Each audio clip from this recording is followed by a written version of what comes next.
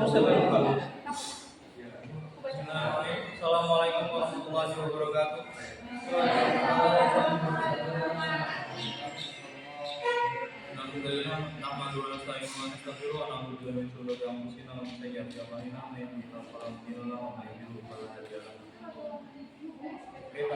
Kami dari kelompok 4 akan mempresentasikan hasil makalah kami kepada saudara ini. Silakan.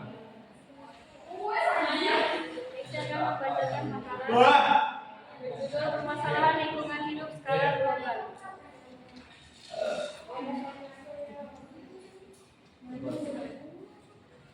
Memahami permasalahan lingkungan hidup skala global. Permasalahan lingkungan hidup skala global meliputi pemanasan global, penipisan ozon, kelangkaan air, dan penurunan keanekaragaman hayati. Masalah-masalah ini sebagian besar disebabkan oleh aktivitas manusia. Pemanasan global adalah istilah yang menggambarkan peristiwa kenaikan suhu rata-rata daratan, lautan, dan atmosfer bumi secara bertahap. Sejak 100 tahun yang lalu, suhu permukaan bumi mengalami peningkatan sekitar 0,6 derajat Celcius. Oleh karena itu, peneliti dan ilmuwan mulai melakukan penelitian mengenai fenomena ini.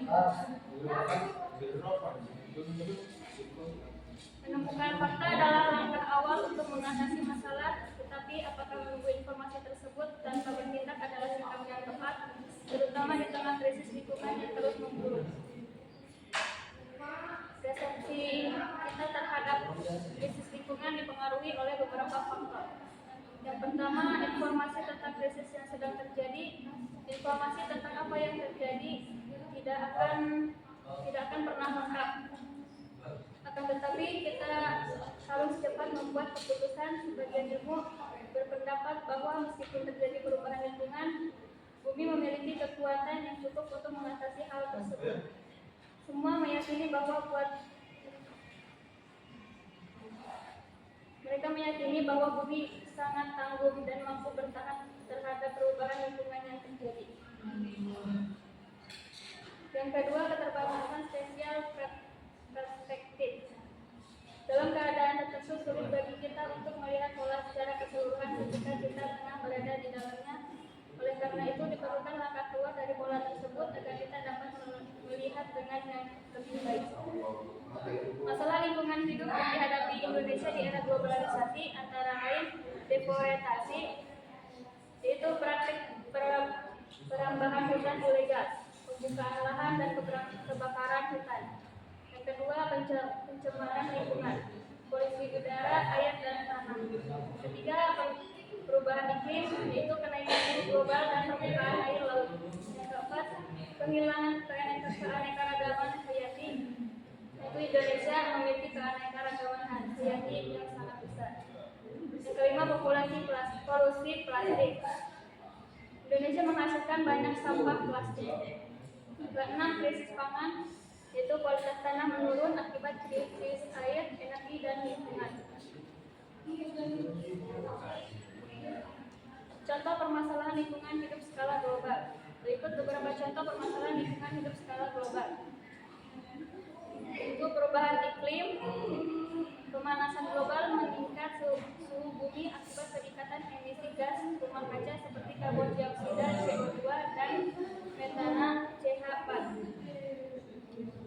Kedua, hilangnya keanekaragaman hayati seperti penggundulan hutan yang menyebabkan hilangnya habitat dan spesies tanaman dan hewan. Yang ketiga, polusi udara yang disebabkan oleh emisi gas-gas berbahaya dari kendaraan motor, industri, dan pembakaran bahan bakar fosil. Yang keempat, pemanfaatan sumber daya alam yang tidak ramah lingkungan seperti penggunaan bahan bakar fosil yang tidak berkelanjutan dan menyebabkan polusi udara dan perubahan iklim. Nah, terakhir, kerusakan tanah, erosi tanah yang disebabkan oleh penggundulan hutan, pertanian yang tidak berkelanjutan, dan perubahan iklim. Selanjutnya dilanjutkan oleh C. Penyebab dan dampak permasalahan lingkungan hidup skala global. Masalah lingkungan hidup skala global disebabkan oleh berbagai faktor seperti pemanasan global, Pemanasan global adalah masalah lingkungan hidup yang berdampak secara global. Karena itu dibutuhkan tindakan berskala internasional untuk menyelesaikan permasalahan tersebut. Penyebab terjadinya pemanasan global yaitu yang pertama efek rumah kaca, yang kedua efek umpan balik.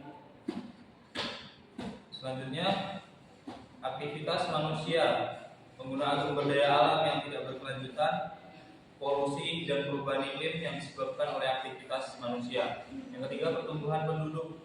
Pertumbuhan penduduk yang cepat menyebabkan peningkatan kebutuhan akan sumber daya alam yang meningkatkan tekanan pada lingkungan. Yang keempat konsumsi yang tidak berkelanjutan.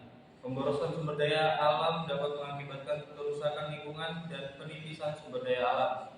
Yang kelima, penggunaan teknologi yang merugikan lingkungan seperti pembangkit listrik tenaga batubara dapat mengakibatkan pencemaran dan degradasi lingkungan. Yang keenam, kurangnya pemahaman dan pengetahuan. Kurangnya kesadaran dan pemahaman mengenai pentingnya lingkungan hidup dan langkah-langkah untuk menjaganya. Dampak permasalahan hidup skala global yaitu yang pertama perubahan iklim yang menyebabkan kenaikan suhu bumi, perubahan pola cuaca dan peningkatan frekuensi bencana alam. Yang kedua kehilangan keanekaragaman hayati yang menyebabkan hilangnya spesies tanaman dan hewan serta kerusakan ekosistem. Yang ketiga polusi yang menyebabkan kerusakan kesehatan manusia serta kerusakan lingkungan dan ekosistem. Yang keempat kekurangan sumber daya alam. Sumber daya alam yang menyebabkan kesulitan dalam memenuhi kebutuhan manusia serta meningkatkan konflik dan ketidakstabilan. Yang kelima, dampak sosial dan ekonomi yang menyebabkan kerugian ekonomi, peningkatan kemiskinan dan kesulitan dalam memenuhi kebutuhan dasar manusia. Dampak yang ditimbulkan dari pemanasan global, yaitu pemanasan global menyebabkan terjadinya perubahan iklim yang berdampak terhadap kondisi lingkungan, yaitu cuaca, kenaikan permukaan laut, pertanian, hewan dan tumbuhan, serta kesehatan manusia. Dia menjelaskan upaya mengatasi permasalahan lingkungan hidup skala global, upaya internasional. A. Konvensi Perubahan Iklim. Kementerian Lingkungan Hidup melalui Peraturan Menteri Lingkungan Hidup dan Kehutanan Republik Indonesia menyusun pedoman aksi adaptasi perubahan iklim yang substansinya mencakup 5 hal, yaitu yang pertama identifikasi sasaran cakupan geografis atau sektor tertentu serta permasalahan dampak perubahan iklim. Selanjutnya penyusunan penilaian kerentanan dan resiko terhadap iklim. Yang ketiga penyusunan strategi adaptasi terhadap perubahan iklim. Yang keempat penetapan prioritas tindakan adaptasi terhadap perubahan iklim. Yang kelima, penggabungan tindakan adaptasi perubahan iklim ke dalam kebijakan rencana dan program pembangunan. Selanjutnya upaya nasional yang A, kebijakan energi terbarukan yang bertujuan untuk meningkatkan penggunaan energi terbarukan dan mengurangi ketergantungan pada bahan bakar fosil. Yang B, program pengelola sampah yang bertujuan untuk mengelola sampah dan mengurangi dampak lingkungan hidup. C. Konservasi sumber daya alam yang bertujuan untuk melindungi dan mengkonservasi sumber daya alam. Ketiga, upaya masyarakat gerakan lingkungan hidup yang bertujuan untuk meningkatkan kesadaran dan partisipasi masyarakat dalam melindungi lingkungan hidup. Selanjutnya penggunaan teknologi ramah lingkungan seperti energi surya dan angin untuk mengurangi dampak lingkungan hidup. Selanjutnya perilaku hidup berkelanjutan seperti mengurangi penggunaan plastik dan menghemat air untuk mengurangi dampak lingkungan hidup. Upaya individu yang pertama mengurangi penggunaan energi dan menghemat air untuk mengurangi dampak lingkungan hidup.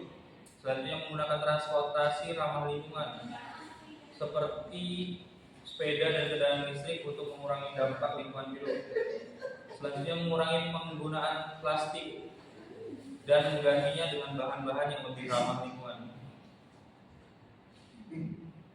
Sekian dari kelompok kami, kurang lebihnya mohon maaf. Ada pertanyaan? Ada ya? Untuk yang bertanya Silakan.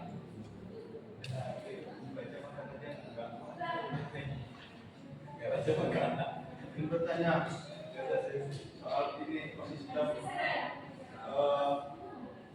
sistem lingkungan.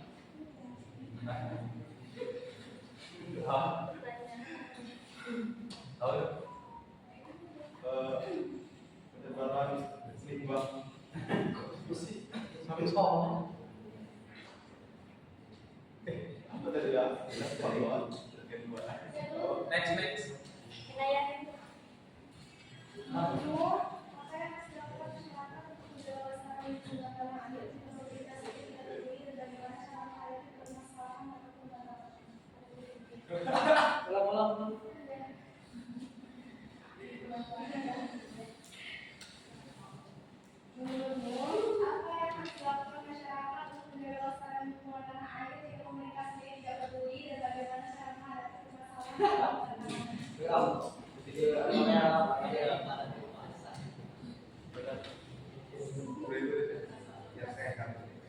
Selanjutnya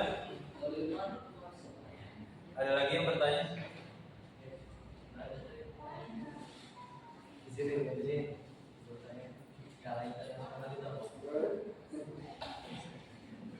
Ya.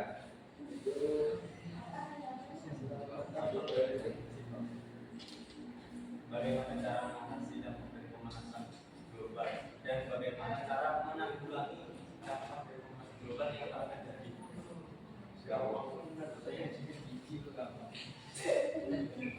Coba ulangi.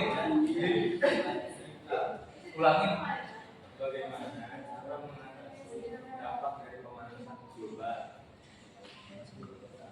dan bagaimana cara menanggulangi dampak yang akan terjadi dari pemanasan global itu? Kan dampaknya banyak sekali. Air laut naik gara-gara es cair. Sudah cukup.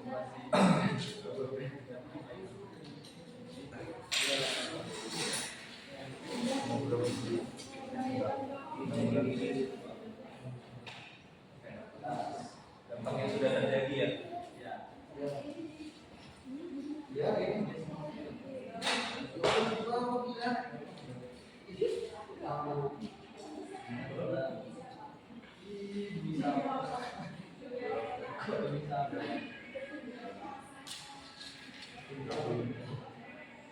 Ada jawabannya.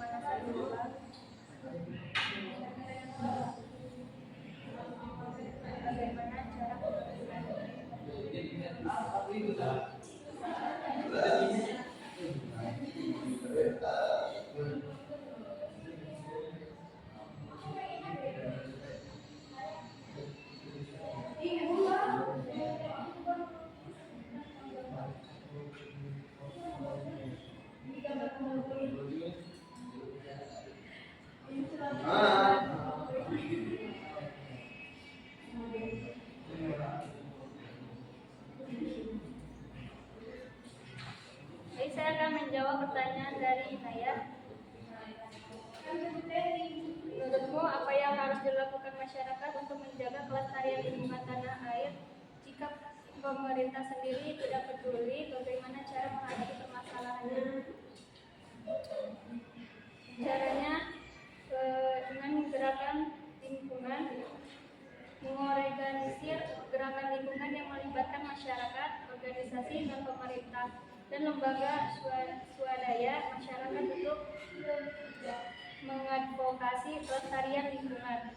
Terus membangun program lingkungan yang berfokus pada pengelola sampah, konservasi air dan perlindungan hutan.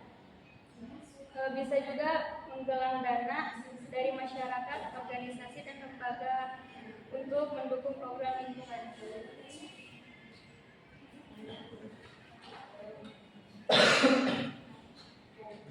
Izin menjawab pertanyaan dari Mas Kevin.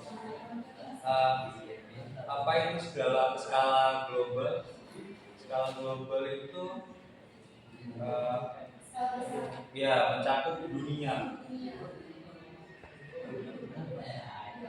Iya kan? Pertanyaannya itu belum puas ya Mas ya? Skala global ya apa? Kalau ini kan bahas permasalahan skala global, yaitu permasalahan yang ada di dunia ini, bukan hanya menyangkut negara ini doang. Jadi seluruh dunia tuh ngerasain masalah ini. Paham nggak? Skala global itu ya kasus yang bukan hanya 1-2 orang atau 1-2 negara, tapi seluruh di bumi itu global. Contohnya COVID, itu permasalahan global, mati tergeletak di mana-mana. Itu masalah. Selanjutnya saya ingin menjawab pertanyaan Mas Udin. Cara mengatasi dampak pemanasan global serta menanggulangi dampak yang sudah terjadi. Cara mengatasi dampak itu kalau di pesisir ya jalan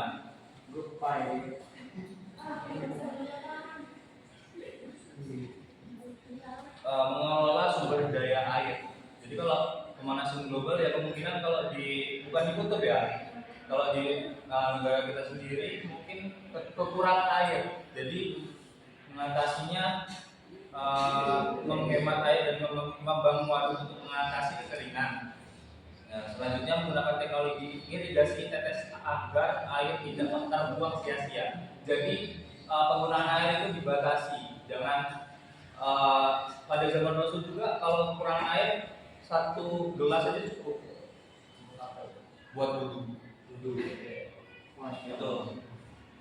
Selanjutnya menanggulangi pemanasan global yang sudah terjadi ya. Mengurangi emisi gas rumah kaca dengan beralih ke energi terbarukan seperti tenaga surya, angin dan air. Jelas Mas? Lalu bagaimana dengan kondisi air yang kan di kutub utara juga? Di bagian kutub itu esnya mencari gara-gara efek dari pemanasan global. Nah, dari efek es mencari itu terjadilah di pantai-pantai di mana air kami itu menjadi pasar yang berlebihan, sehingga contohnya aja di Jakarta bagian pesisir itu dia banyak rumah yang sudah terendam oleh air laut. Bagaimana cara menanggulanginya itu? Untuk yang di kutub utara ya, karena sudah terjadi, kita cukup bisa mengurangi dengan mengurangi efek rumah kaca itu sendiri. Tidak bisa kita dengan cara membarui es yang sudah mencair. Nggak mungkin kita akan nyediain 1000 kulkas di kutub utara, nggak mungkin. Jadi itu. Jadi kalau yang sudah terjadi seperti mencairnya es itu kita tidak bisa membukukannya lagi kecuali takdir Allah. Allah. Iya, itu saja.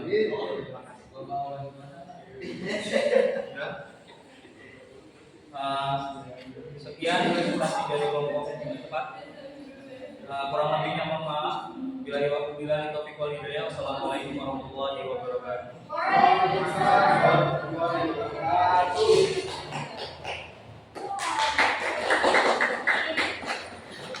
Dia masih direkam. Ya kan dipotong.